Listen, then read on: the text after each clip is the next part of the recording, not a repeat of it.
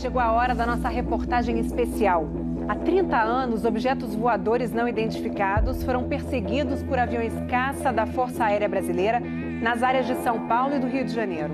Você vai conhecer agora gravações inéditas desse episódio, que ficou conhecido como a Noite Oficial dos OVNIs. Foi assim que o Fantástico deu a notícia.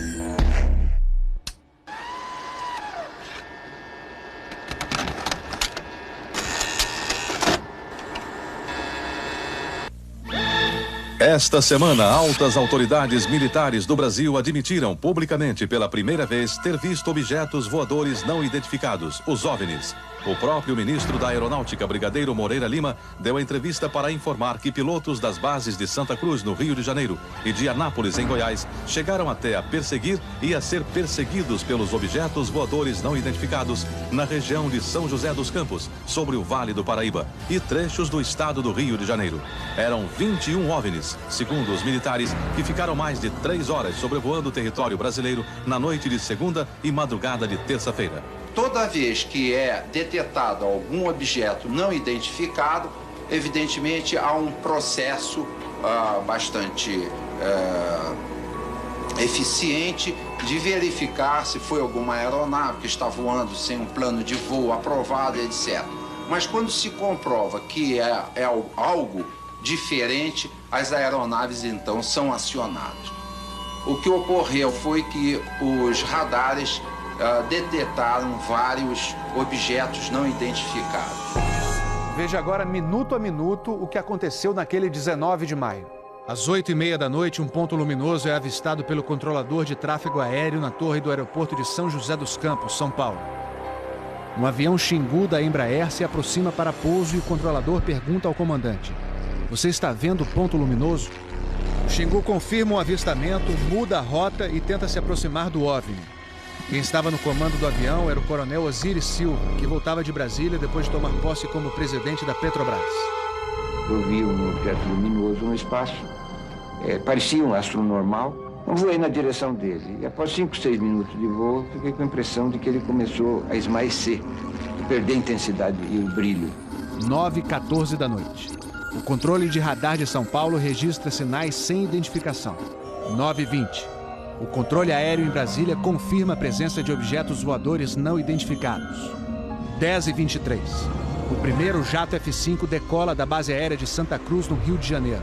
Ele carrega armamento de guerra pronto para ser acionado. 10h45. O radar da base aérea de Anápolis, em Goiás, detecta sinais no radar. Um Mirage também armado decola em busca dos OVNIs. 11h15 da noite.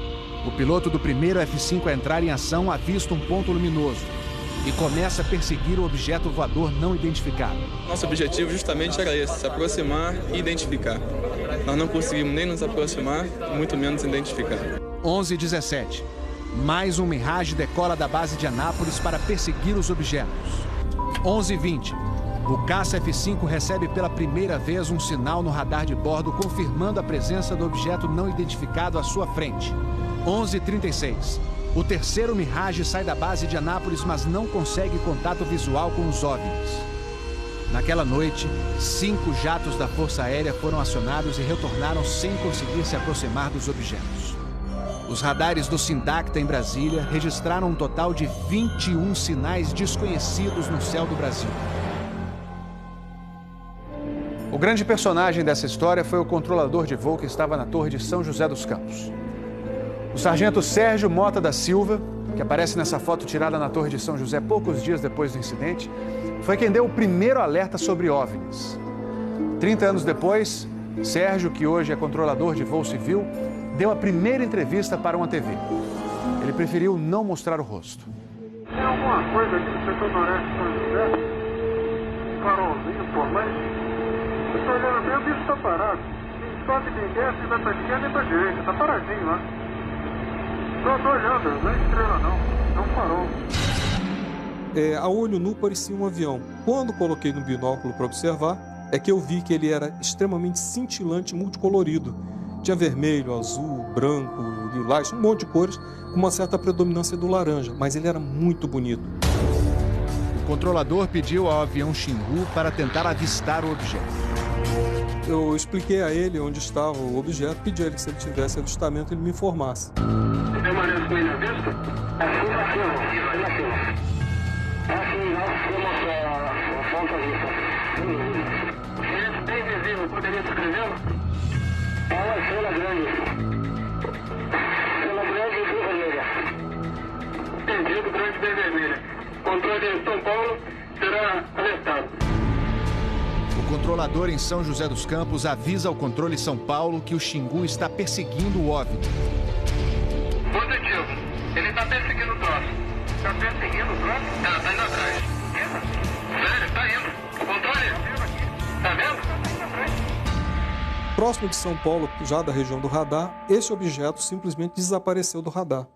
O Xingu também perdeu contato visual com ele. O avião Xingu abandonou a perseguição e pousou em São José dos Campos. Pouco depois, o controlador da Torre de São José alertou o controle São Paulo. Outros OVNIs estavam aparecendo no céu. Estou vendo 3 agora. São 3 luzes. Mas parecem estrelas. Mas o radar não pega estrelas. O que é isso? Você observa alguma mudança de cor, alguma coisa? Positivo. Vai movimento, né? Rapaz, eu não sei. Pra mim, olha, aqui tá parecendo uma estrela. Mas só que um monte de cor bonita, rapaz. Tá vermelho, amarelo, branco. Tá dando um monte de coisa. Pô, tão barato isso aqui. Deve ter uns craques por aqui já pelas contas que eu tô fazendo aqui.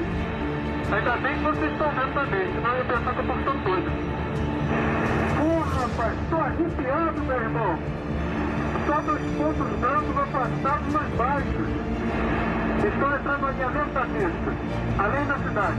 Tem 2 altos aqui no alinhamento da pista e tem mais uns 2 ou 3 embaixo, quando baixo agora. Continuam se movimentando. Coisa linda, meu irmão. Pô, tá ficando bom esse negócio, viu? Tá ficando bom, né? O controlador Sérgio Mota da Silva faz uma revelação surpreendente. Ele tentou fazer contato com os OVNIs usando as luzes de balizamento da pista de pouso. Se eu aumentava o brilho do balizamento das luzes do balizamento, aliás, eles se afastavam. E se eu diminuía a intensidade das luzes do balizamento, eles se aproximavam.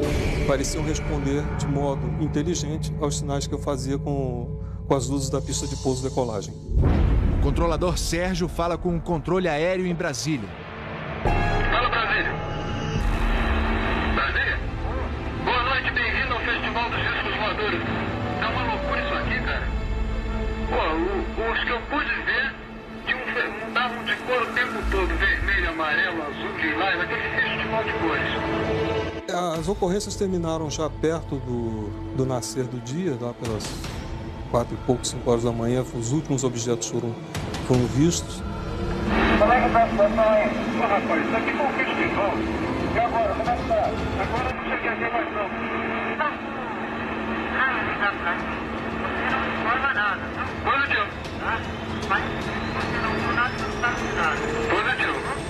O Fantástico também teve acesso às gravações das conversas entre os pilotos e a defesa aérea. Um desses pilotos era o capitão Armindo de Souza Viriato. Veja agora como foi que ele perseguiu um OVNI com armamento pronto para ser usado. Eu tenho contato. Confirma? Foi contato.